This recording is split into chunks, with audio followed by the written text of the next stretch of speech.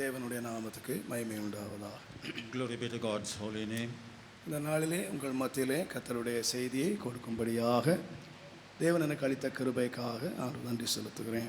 I thank God for having given me the grace to share the word of God with you this morning. ஏற்கனவே நிறைய announcement கேட்டுட்டீங்க. And you have already heard a number of announcements. ஒரே பயத்தோடு ஒரே ஒரு வார்த்தை சொல்லிடுறேன். And with all fear, let's just meet. வருகிற வெள்ளிக்கிழமை என்னுடைய குமாரத்தி ரேச்சலுடைய திருமணம் ஒழுங்கு செய்யப்பட்டிருக்கிறது. And my daughter Rachel's marriage has been fixed in this week.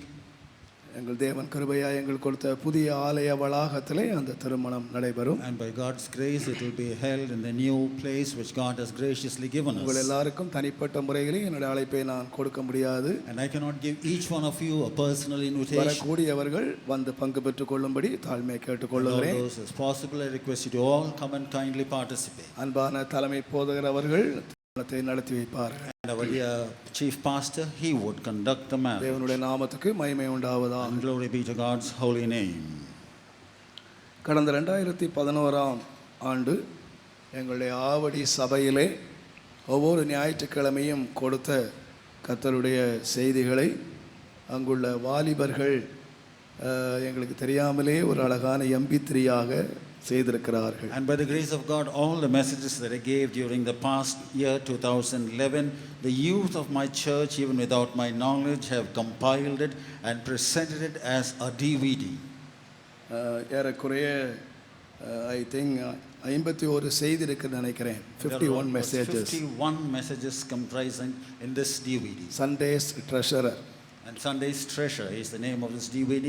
தேவனுடைய நாமத்துக்கு மகிமை உண்டாவதாக. Glory be to God's name. அது என்னுடைய கையில் இன்றைக்கு சில MP3 CDs இருந்தது. நான் வரும்போது கையில் எடுத்துக்கொண்டு வந்தேன். And I had a few copies remaining in my hand and I have brought it along with me. அதை அவர்கள் விளையாட்டாய் போட்டார்கள். அது அநேகருக்கு அது பிரயோஜனமாக இருக்கிறதாக நான் கேள்விப்பட்டேன். And though the youth have just playfully done it, yet I heard that it has been beneficial blessing to many people. இன்றைக்கு சில CDகளை மாத்திரம் நம்முடைய புக் ஸ்டால்லே வைத்திருக்கிறோம். And a few CDs are available in the book stall today. ஒரு CDயினுடைய விலை 150 ரூபாய். And a CD DVD costs 150 rupees. ஒரு செய்தியினுடைய விலை 3 ரூபாய். And the cost of one message is 3 rupees. தேவையானவர்கள் நீங்கள் வாங்கிக் கொள்ளுங்கள். And all those who need it, please do buy a copy. கர்த்தர் நம்மை ஆசீர்வதிப்பார். And may God bless us. லேவிய ராகமத்தின் புஸ்தகம் And the book of Leviticus 20ஆம் அதிகாரம் and chapter 20. லேவிய ராகமம் 20ஆம் அதிகாரம் And Leviticus chapter 20 26ஆம் வசனம் and verse 26. கர்த்தராகிய நான் பரிசுத்தராய் இருக்கிறபடியினாலே நீங்களும் எனக்கேற்ற பரிசுத்தவான்களாய் இருப்பீர்களாக. நீங்கள் என்னுடையவர்களாய் இருக்கும்படிக்கு உங்களை மற்ற ஜனங்களை விட்டு பிரித்து எடுத்தேன். Leviticus chapter 20 and verse 26. And you shall be holy unto me, for I the Lord am holy, and have severed you from other people, that you should be mine. எங்களை மகா அன்பாக நேசிக்கிற எங்கள் பரலோகத்தின் பரிசுத்த பிதாவே, Our heavenly holy Father who loves us exceedingly, செல்ல குமாரனாகிய இயேசுவின் பரிசுத்த நாமத்திலே எங்களை தாழ்த்தி படைக்கிறோம். and in the name of your beloved Son, we humble ourselves and offer ourselves. இந்த நல்ல நாளிலே இந்த கூடி வந்திருக்கிற இந்த சபையாருக்கு நீர் சொல்ல வேண்டிய வார்த்தைகளை சொல்லுவதற்கு என்னுடைய வாயின் வார்த்தைகளும் என் இருதயத்தின் தியானமும் உம்முடைய சமூகத்திலே பிரியமாய் இருக்கும்படி வைத்துக் கொள்வீரா. And Lord, on this good day, all these thy children who have gathered together in your house, in your presence, give me the grace, Lord, to preach to them, to speak to them the words that you have, and for that, let the words of my mouth and the meditations of my heart be pleasing and acceptable in thy sight. சகல சத்தியத்துக்குள்ளும் நடத்துகிற சத்திய ஆவியாகிய நீர் And you, என்னை முழுமையாய் ஆண்டு நடத்துவீரா. and you, O Spirit of truth, who leads us in all truth, take complete control of me and lead me. எல்லா கனமும் மகிமையும் துதியும் உமக்கே உண்டாவதா. And let all glory, honor and praise be unto thee and thee alone. தேவனுடைய நாமத்துக்கு மகிமை உண்டாவதா. Glory be to God's name. ஆண்டவராகிய தேவன் 430 வருஷங்கள் எகிப்திலே அடிமையாய் இருந்த ஜனங்களை தம்முடைய தாசனாகிய மோசேயை அனுப்பி அவர்களை எகிப்தில் இருந்து விடுதலையாக்கினார். And the Lord God delivered the children of Israel who were slaves in the land of Egypt for 430 years by sending Moses. அவர்களை விடுதலையாக்கும் போது அவர்களுக்கு சொல்லப்பட்ட செய்தி என்னவென்றால், And when they were being delivered by the Lord, the word that was told to them, என்னை ஆராதனை செய்யும்படியாக இந்த ஜனங்களை நீ அனுப்பிவிடு என்று சொன்னார். and it was said, let my people go that they may worship me, serve me.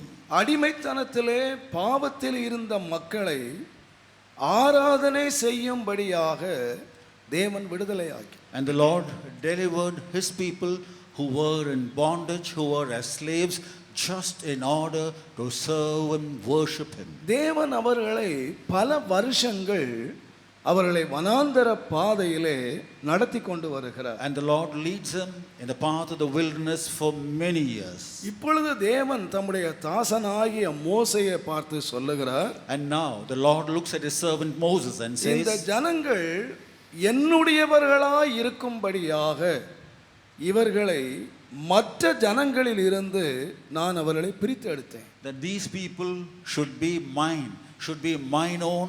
I have severed them from the others and made them mine.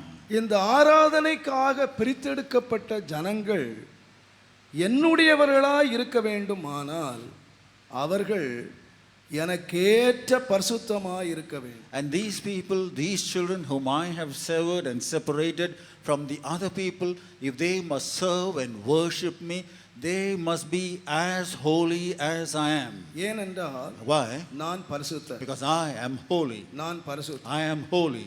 நான் பரிசுத்தராய் இருக்கிறபடியினாலே நீங்கள் என்னுடையவர்களாக நீங்கள் இருக்க வேண்டுமானால் நீங்கள் ஆராதனை செய்கிறவர்களாய் மாத்திரம் இருந்துவிட்டால் போதாது, நீங்கள் எனக்கு ஏற்ற பரிசுத்தவான்களாய் மாற வேண்டும். And because I am holy and you are my people, and if you want to worship and serve me, you must change and become as holy as I am. நாம் ஒரு பரிசுத்த தேவனை ஆராதிக்கிறோம். And we are worshiping a holy God.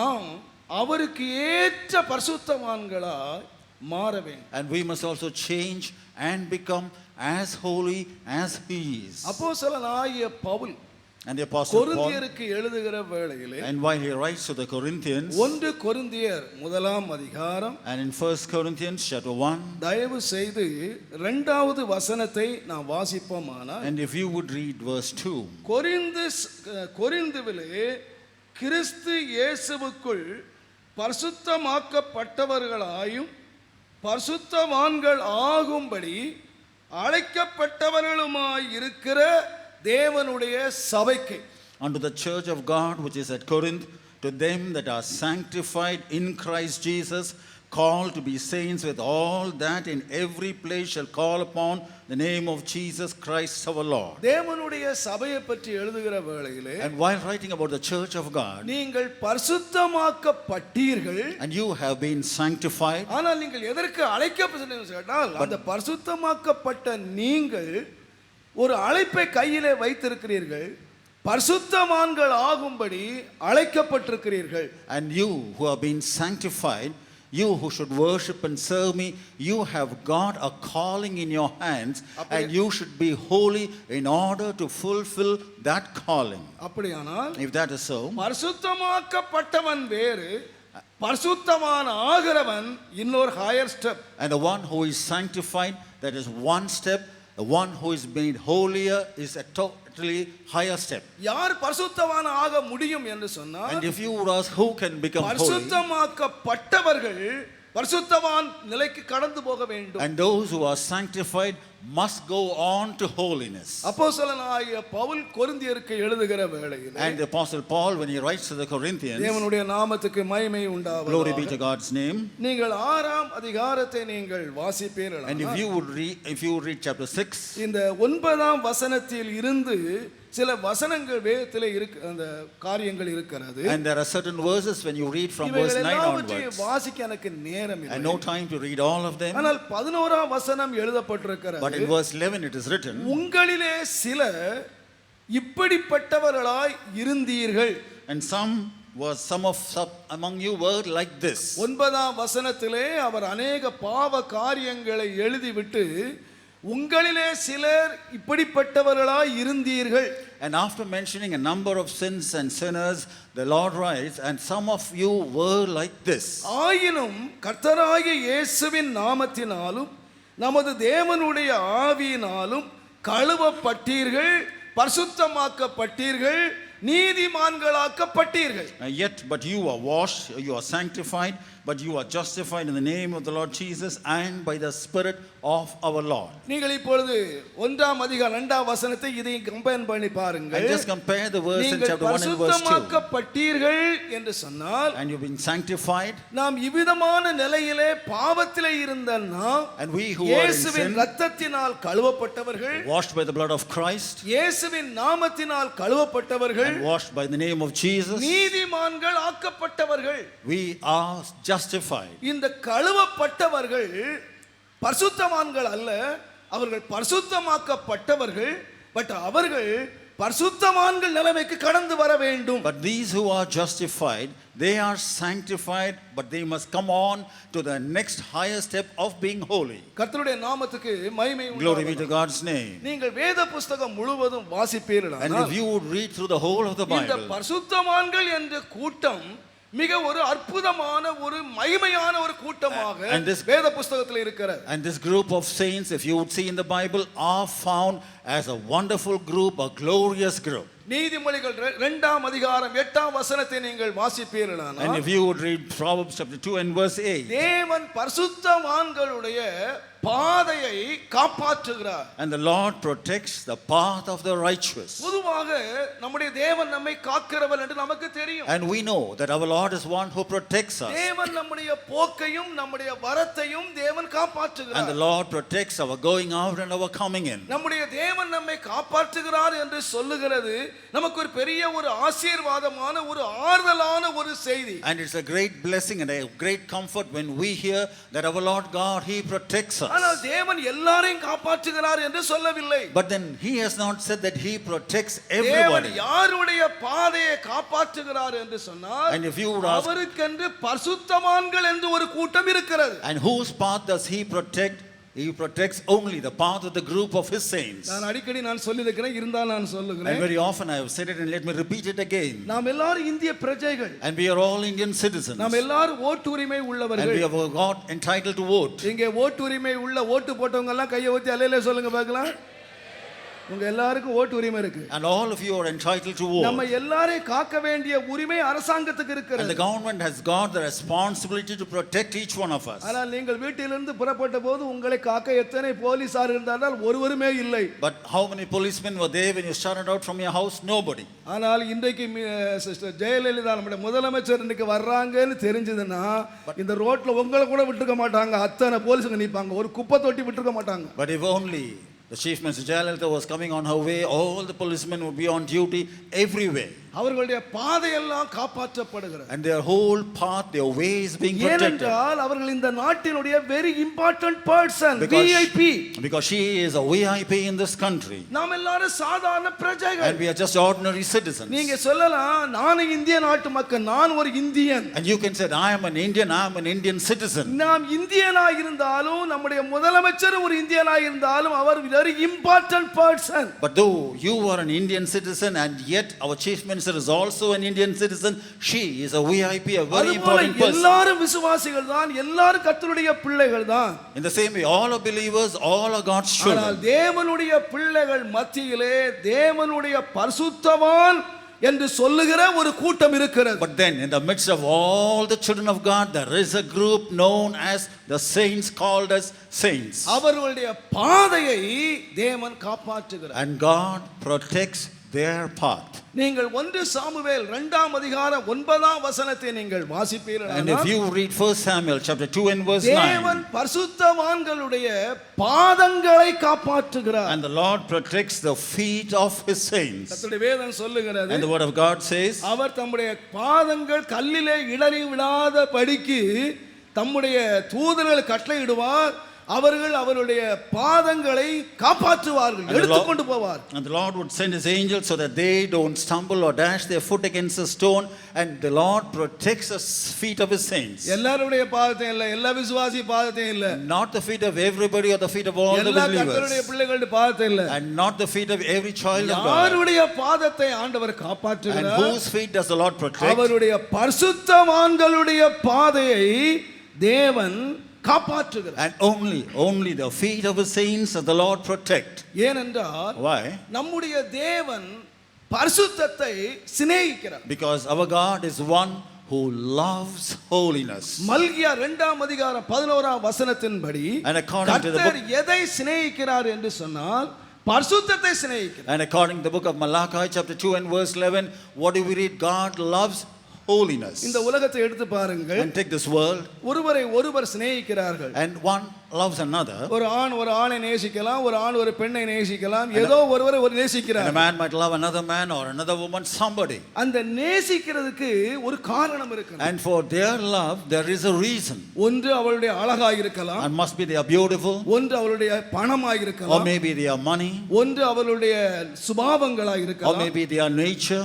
ஏதோ ஒன்றினாலே அவர்கள் ஒருவரை ஒருவர் நேசிக்கிறார்கள். Because of some reason, they love one another. அந்த நேசிக்கிற காரியம் குறைபடுகிற போது பிரிவினை உண்டாகி விடுகிறது. And when the love decreases, separation takes place. தேவன் நம்மை தேவன் ஒருவனை நேசிக்கிறான் சொன்னால் ஏன் நேசிக்கிறான்னு And கேட்டா, why does God love a person? யாரை நேசிக்கிறார்? Whom does he love? நான் சொல்வேன் I would say பரிசுத்தத்தை நேசிக்கிறார். he loves holiness. தேவன் என்ன நேசிக்கணுமானா என்கிட்ட என்ன இருக்கணும்னு கேட்டீங்கன்னா பரிசுத்தம். And if God must love me, what must I have? I must have holiness. சுருக்கமா நான் சொல்வேன் நானா, And if I must tell very briefly, ஒரு ரோட்ல பாவக்காய் வித்துட்டு போற ஒரு அம்மா, பார்வதி அம்மா. and there is a woman called Parvati who is selling bitter gourd on the அந்த roads in அம்மா பேரு Goa. பார்வதி, அவங்க விக்கிறது பாவக்காய். And her name is Parvati and she sells bitter gourd. நீங்க என்ன சொல்லி கூப்பிடுறீங்க தெரியுமா? And what will you call her as? ஏ பாவக்காய்னு கூப்பிடுறீங்க. And you will call her as bitter gourd. அந்த அம்மா சிரிச்சுக்கிட்டே வருவாங்க. And that woman will come smilingly to you. இன்னொரு ஆள் கருவாடு வித்துட்டு போறான். And the next day another person sells dry அவனை fish and பார்த்து ஏ goes. கருவாடுன்னு கூப்பிடுறீங்க. And you call him as a dry fish man. அவனுக்கு கோவமே வர்றது இல்ல. He never gets angry. ஏன்னா அவங்கிட்ட கருவாடு இருக்கு. Because he has got the dried fish. ஏன்னா அவட்ட பாவக்காய் இருக்கு. Because that he has got bitter gourd. அவங்கிட்ட இருக்கிற பொருளை சொல்லி நீங்கள் அழைக்கிறபடியினாலே அவங்க சும்மா ரோட்ல போறவளை பார்த்து ஏ கருவாடுன்னு கூப்பிட்டா உததான் கிடைக்கும். And because you call them by the name by which they have something, you call them and they don't object. But if you call them by some other name, they would just அவ beat you தலையில up. எவ்வளவு காலம் கருவாடு இருக்கோ அது வரைக்கும் அவ பேரு கருவாடு. And as long as he has got dried fish upon his head, his name would be called as a dried fish அவ man. தலையில எவ்வளவு காலம் பாவக்காய் இருக்கோ அது வரைக்கும் அந்த பார்வதி பேரு பாவக்காய். As long as Parvati has got a basket full of bitter gourd on her head, she will be called as a bitter gourd woman. என்னுடைய பெயர் எதுவாய் இருந்தாலும் எனக்குள்ளே பாவம் இருக்கிற வரைக்கும் நான் ஒரு பாவி. And as whatever might be my name, as long as sin is within me, I am a sinner. எனக்குள்ளே பரிசுத்தம் இருக்குமானால் தேவன் என்னை பரிசுத்தவான் என்று And if அழைக்கிறார். there is holiness in me, then God would call me as a saint. தேவன் ஏன் என்னை நேசிக்கிறார் என்று சொன்னால் Why does God love me? எனக்குள்ளே இருக்கிற பரிசுத்தத்தினாலே நேசிக்கிறார். And he loves me because of the holiness that is in me. ஆகையினாலே தான் அவர் சிநேகிக்கிற பரிசுத்தம் என்று சொல்லி இருக்கிறார். And that is why it is said the holiness which the Lord loves. கர்த்தருடைய நாமத்துக்கு மகிமை உண்டாகட்டும். Glory be to God's name. அவர்களுடைய மரணம் தேவனுடைய பார்வையிலே விலையேற பெற்றது அல்லது அருமையான. And the death of his saints is precious in the sight of the Lord. சங்கீதம் 116 சங்கீதம் 15 வசனம் சொல்லுகிறது. And Psalm 116 and verse 15 says, கர்த்தருடைய பரிசுத்தவான்களுடைய மரணம் தேவனுடைய பார்வையிலே அருமையான. and that the death of the saints is precious in the sight of the Lord. நான் சொல்லுவேன் இந்த உலகத்துல ஒரு பரிசுத்தவானுடைய மரணத்தை போல மிக அருமையானது ஒன்றுமே இல்லை. And there is no other death in this world that is more precious, more glorious than the death of a saint. இந்த உலகத்திலே ஒரு பரிசுத்தமானாய் ஒருவன் வாழ்ந்து மரிக்கிறது ஒரு பெரிய பாக்கியம். And it's a great thing when a man in this world lives as a saint, lives in holiness and dies. அவர்களைத்தான் வேதம் சொல்லுகிறது அவர்கள் முதலாம் உயிர்த்தெழுதலுக்கு பாக்கியவான்கள். And it is about them that the Bible says that they are worthy of the first resurrection. எவ்வளவு பெரிய pastor வந்து அடக்கம் பண்ணினாலும் And however great a pastor might come and conduct the அவர்கள் funeral, முதலாம் உயிர்த்தெழுதலுக்கு பங்குள்ளவர்களாக எப்ப வருவாங்க என்று சொன்னால் அவன் வாழ்க்கையிலே அவன் பரிசுத்தவானாய் முடிந்திருக்க வேண்டும். And when will they be worthy of the first resurrection is when they have ended their life as a saint in holiness. அவர்கள்தான் முதலாம் உயிர்த்தெழுதலுக்கு பங்குள்ளவன் பாக்கியவான் என்று சொல்லி இருக்கு. And it is only they who are blessed, they who are worthy of the first resurrection. கர்த்தருடைய நாமத்துக்கு மகிமை உண்டாகட்டும். Glory be to God's name. எல்லாவற்றுக்கும் மேலாக And above all, சங்கீதங்கள் 50ஆம் சங்கீதம் 8ஆம் வசனத்தை நீங்கள் and வாசிப்பீர்களானால், if you read Psalm 50 and verse 8, என் தேவனாகிய கர்த்தர் வருவார், and my God, he will come. தம்மோடு உடன்படிக்கை பண்ணின தன்னுடைய பரிசுத்தவான்களை என்னிடத்திலே கூட்டுங்கள் என்று சொல்லுவார். And he would say, gather to me my saints who have made a covenant with me. நான் சொல்லுவேன், And I would say, நம்முடைய இயேசு வரப்போகிறார். our Jesus is going to come. எத்தனை பேர் How விசுவாசிக்கிறீர்கள்? many of you believe that? Hallelujah. Hallelujah. யாரை கூட்டி சேர்ப்பா தெரியுமா? And whom would he gather together? பெந்தெகோஸ்தே விசுவாசிகளை இல்ல, Not the Pentecostal believers, பரிசுத்த ஆவியை பெற்றவங்களை இல்ல, not those who received the Holy Spirit, ரட்சிக்கப்பட்டவங்களை இல்ல, not those who are saved, ஆராதனை செய்றவங்களை இல்ல, not those who worship. என்னுடைய பரிசுத்தவான்கள், my saints, என்னுடைய பரிசுத்தவான்கள். God says very clearly, my saints. தேவனுடைய நாமத்துக்கு மகிமை உண்டாகட்டும். Glory be to God's name. வேத புத்தகத்தை நாம் வாசிப்போமானால், And if you read the Bible, கர்த்தருடைய பிள்ளைகளுக்கு अनेक பெயர்கள் கொடுக்கப்பட்டிருக்கின்றன. and many names have been given to the children of God, விசுவாசிகள், believers, பிள்ளைகள், children, சீடர்கள், and disciples, ஊழியர்கள், servants, சிநேகிதர்கள், friends, போதகர்கள், teachers, ஆசாரியர்கள், and priests, தீர்க்கதரிசிகள், prophets.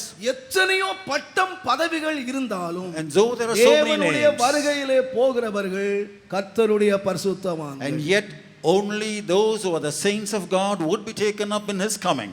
ஊழியம் செய்கிறதுனாலே கர்த்தருடைய வருகைக்கு போக நடக்கிறது வீணான கற்பனை. And it's just a vain imagination to think that because you are doing ministry, you would be taken up when the Lord தேவனுடைய comes. நாமத்துக்கு மகிமை உண்டாவதாக. Glory be to God's name. அதை சொல்லும்படிதான் ஆண்டவர் சொன்னார். And to say that the Lord said, கடைசி நாளிலே எழும்பி சொல்லுவார்கள், நான் தீர்க்க தரிசனம் சொன்னேன். and in the last days the people would rise and say that I prophesied, கர்த்தருக்கு நான் ஊழியம் செய்தேன், that I did ministry for the Lord, அற்புதங்களை நான் செய்தேன், I did miracles. என்னெல்லாமோ சொல்லுவார்கள். And they would say ever so many ஆண்டவர் என்ன things. சொன்னார் என்று கேட்டால், You know what the Lord said? அக்கிரம செய்கைக்காரரே.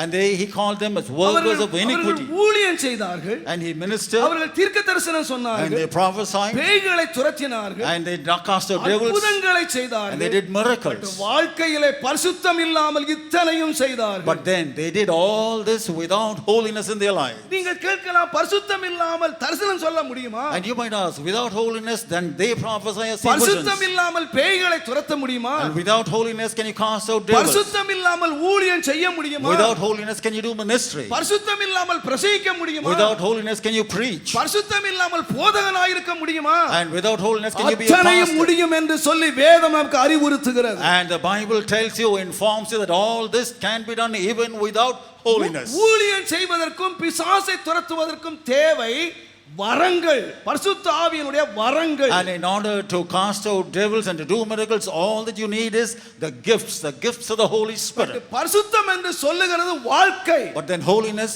is your life. வரம் வேறு, வாழ்க்கை வேறு. Gifts are different, your life is ஒரு different. மரத்தினுடைய இலைகள் வேறு, ஒரு மரத்தினுடைய கனி வேறு. And the leaves of a tree are different, its fruits are totally different. கனி என்பது வாழ்க்கை, வரம் என்பது இலை. And a fruit is the life, and the leaf is just a gift. இயேசு ஒரு முறை அந்த செடி காட்டு அந்த அத்தி மரத்தை பார்த்தார். And Jesus once looked at a fig tree, அவைகள் எல்லாம் இலைகளால் நிறைந்திருந்தன. and they were all green, filled with அங்கே leaves. தேவன் விரும்புகிற கனி இல்லை. But then the fruit that he desired was not there. தேவன் மரத்தை உண்டாக்கினது இலைகளுக்காக அல்ல, கிளைகளுக்காக அல்ல, கனிகளுக்காக. And God did not make the tree just for the leaves or for the branches, but for the fruits. இந்த மரம் பெரிதாக வளர்ந்திருக்கலாம், And this tree might have grown big, ஏராளமான இலைகள் அதில் இருக்கலாம், and a number of leaves might be there. கனி மாத்திரம் இல்லாதிருக்குமானால் சொல்லுவார், இந்த வருஷம் கூட இருக்கட்டும், இந்த வருஷம் கனி கொடாவிட்டால் அது எத்தனை மரமாக இருந்தாலும், எத்தனை கிளைகள் இருந்தாலும், எத்தனை லட்சக்கணக்கான இலைகள் இருந்தாலும், அவைகளை வெட்டி அக்கினியிலே போடுவேன் என்று சொன்னார். And he would say, though there might be number of leaves and the tree might have grown very big, yet if there are no fruits, the Lord would say, let this tree be for yet another year, so that it may bring fruits. If not, it would be cut down. Whether it's a big tree with number of leaves, green leaves, yet it be cut and cast into the fire. நம்முடைய வாழ்க்கையிலே எத்தனை வெளியரங்கமான மகிமையான காரியங்கள், மற்றவர்கள் பாராட்டக்கூடிய காரியங்கள் இருக்கலாம். And there might be ever so many things which are seen outwardly by the others, by which they might praise you or appreciate you. அவைகள் எல்லாவற்றை காட்டிலும் But more than all those, தேவன் சிநேகிக்கிற பரிசுத்தம் என்னுடைய வாழ்க்கையில இருக்க வேண்டியது மிக முக்கியமான. and it is more and more important, absolutely essential, that the holiness which God loves is found in me.